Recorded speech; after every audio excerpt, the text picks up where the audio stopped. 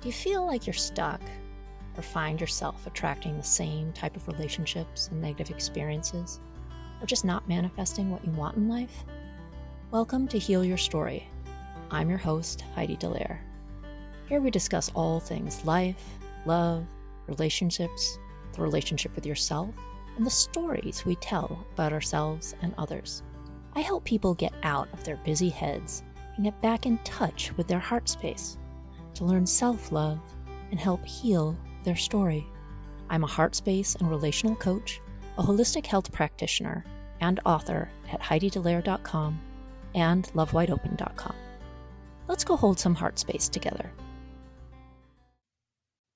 Hello, everyone.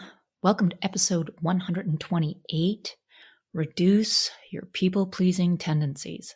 Oh, goodness, how I know this topic so well.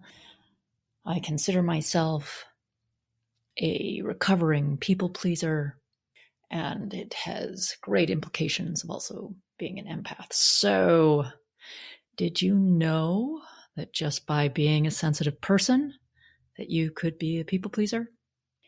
Empaths and HSPs have an inherent nature to be people pleasers. And this is due to our past circumstances or just how we came into the world. It can set us on this path of people pleasing. It takes a lot of understanding of who we are to curb people pleasing. People pleasing is your empathy being used on overload to the detriment of yourself. Some of you may be wondering, well, what is a people pleaser? Really? So let's get into that. Are you a people pleaser? Do you try to help everyone at the expense of your own needs? Do you try to make others happy as a means of avoiding confrontation? Do you feel guilt when you put yourself first? If so, you're a people pleaser. Trying to make others happy at your own expense is a poor way to spend your time and energy. You become depleted. And if you're looking out for everyone else, who has your best interests at heart? You might think you're trying to be nice, but that's not the full story here. People pleasers feel a need to make others happy, but the motive isn't entirely altruistic. People pleasers are attempting to avoid confrontation. They also feel important by helping others. When they do something nice for another person, they feel good about themselves. Meanwhile, their own lives are unraveling because they aren't taking care of themselves. They also lose the respect of others. Now you might think, well, if somebody's people-pleasing, they're always pleasing. Well, yeah. And therefore you lose the respect of everyone around you because they're like, stand up for yourself. Stop that. When you don't respect your time or your needs, no one else will either. You're actually training people to treat you badly. So avoid pleasing others and please yourself for a change. Here are some ways to curb your people pleasing. But first, a sponsor break. Let's get back to the ways you can curb people pleasing.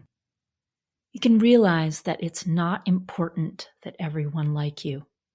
I know, as a people pleaser, this is something that makes you cringe. Oh my God, somebody doesn't like me. Okay, realize that it's not important that everyone like you. And that is not even possible. There are people that you don't even like. Everyone has their own set of preferences. Understand that some people won't like you no matter what you do. And it just doesn't matter. Understanding this simple fact can be incredibly liberating for you. All right, you got to learn to get your validation from yourself. Those that try to please everyone are receiving their validation externally, from outside of themselves. You don't need others to make you feel good. Build up what makes you feel good. Put your attention on pleasing yourself. You can also empower yourself. All you must do is say no. Oh, I know, hard to do. Hard to do. With practice, it becomes easier to say no to others and actually to yourself. When you're asked to do something that you don't have time to do, say no. When you put pressure on yourself to make others happy, say no to yourself. It can be that simple. When you say no, you're saying yes to something else. What are you saying yes to? Suppose you don't want to go out with your coworkers after work. By declining to attend, you're saying yes to spending time with your family or catching up on your sleep or doing something else that you want to do. Know that you are doing this for yourself. Now, you also have to be ready to deal with the aftermath. What are the negative consequences you'll face when you begin to refuse inconvenient or unreasonable requests from others? You can expect some general negativity. When others are used to controlling you, they won't give up that control easily. You just have to stand your ground. Again, practice. You can also expect a negative reaction from yourself. Mainly guilt. But is it really guilt? Or is it just this built up thing in you that you think is guilt? Something to ponder. You'll learn to get over that feeling the more you learn to say no and set healthy boundaries for yourself. Hang in there. The more you do it, the easier it gets. And you've got to be prepared to lose a few people. For people pleasers, this can be terrifying. Oh my God, I'm losing people in my group. However, there are a few people that may have been pretending to be your friend or not really a friend. And once you stop being so accommodating, they'll move on of their own accord. And you're better off without them because it makes room for someone who actually wants to be friends with you for who you are, not what you do for them. People will begin to have a new level of respect for you, and you'll attract a new group of friends that bring more to your life, not less. Another thing you need to do is to drop the apologies. You don't have to apologize because your priorities don't match up with someone else's. You have the right to prioritize your time as you see fit. Avoid apologizing if you don't have anything to apologize for. That's very disempowering. It could sound as simple as this.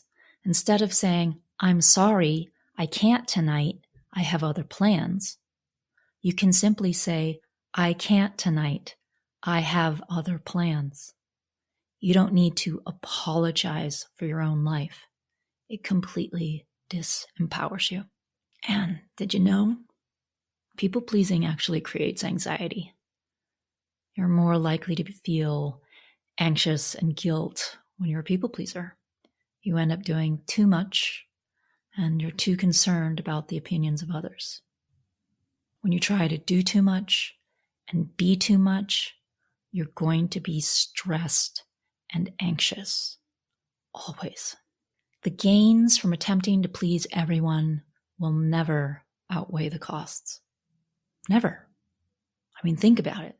Think about how long you've been a people pleaser. Think about the times when you have people pleased. What has been the outcome for you? You have to learn to get validation from yourself. You don't have to please others to feel good about yourself. You really don't.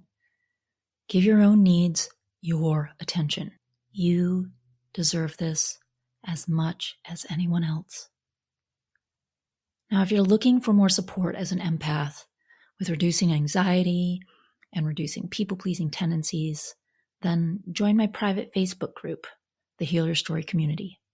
The link is in the show notes. And if you're looking for deeper support, you can work with me for one-on-one sessions. Or this fall, I'm offering a new program, and I'm letting people know about it through email. So get on the email list now by either signing up for my free ebook, Am I an Empath or HSP, or by signing up for the general newsletter. The links will also be in the show notes. I know, those of you who are people pleasers may have taken many deep breaths during this episode or felt anxious about what I was discussing, because it's going to take a big change on your part to reduce these people-pleasing tendencies. And again, like I said, I think in the previous episode, everything is easier said than done. This takes practice and commitment to want to change that. It takes commitment to want to be empowered. It takes commitment to want to live your own life and not have others dictate who you are. Not let. I'm going to say that again, because you are letting others dictate who and what you want out of life. So again, if you want a little extra help, reach out. I'm sending you all lots of love and healing. Bye for now. Speak to you soon. Thank you for listening to another episode of Heal Your Story. Please subscribe on Apple Podcasts, Spotify, or wherever you listen to podcasts. You can find me, my coaching services, my book, or book a Heal Your Story strategy session at HeidiDelaire.com. For other self-development articles, go to lovewideopen.com. And you can also follow me at Heidi Delaire or Love Wide Open on all social media channels. Thanks so much. Sending lots of love.